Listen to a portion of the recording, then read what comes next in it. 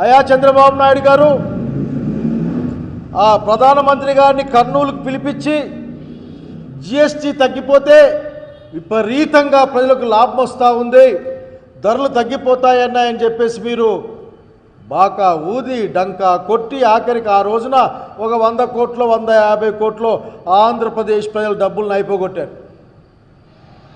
ఒక 18% తగ్గిపోతే